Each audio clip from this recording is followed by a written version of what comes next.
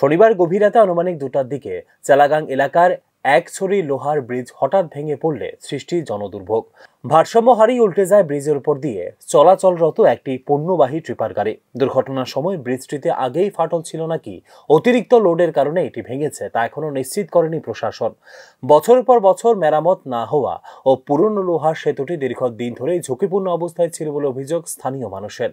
এই পরিস্থিতিতে ট্রিপারটি অতিরিক্ত মাল বোঝাই ছিল বলে অভিযোগ করে বিষয়টি তদন্তের দাবি তুলেছেন স্থানীয়রা। ঘটনার পর প্রাথমিক পরিদর্শন করেছে পূর্ত দপ্তরের আধিকারিকরা। এদিকে বৃষ্টি ভেঙে পড়ার ফলে চলাগাং থেকে যতনবাড়ি যাওয়ার প্রধান সড়কটি বন্ধ হয়ে গেছে সম্পূর্ণভাবে। এতে একদিকে যেমন চরম ভোগান্তিতে পড়েছেন স্থানীয় বাসিন্দারা, অপরদিকে রোগী পরিবহন, বাজার ও জরুরি কাজে যাতায়াতে তৈরি হয়েছে মারাত্মক সমস্যা। উপযুক্ত বিকল্প সড়ক না থাকার কারণে প্রায় ভেঙে পড়েছে যোগাযোগ ব্যবস্থা। দুর্ঘটনার পর তীব্র ক্ষোভ দেখা যায় এলাকাবাসীদের মধ্যে। দ্রুত বিকল্প চলাচলের ব্যবস্থা, ব্রিজ পুনর্নির্মাণের জরুরি পদক্ষেপ, ঘটনার সঠিক তদন্ত নিশ্চিত করার দাবি জানিয়েছেন স্থানীয়রা। Bureau report, news now.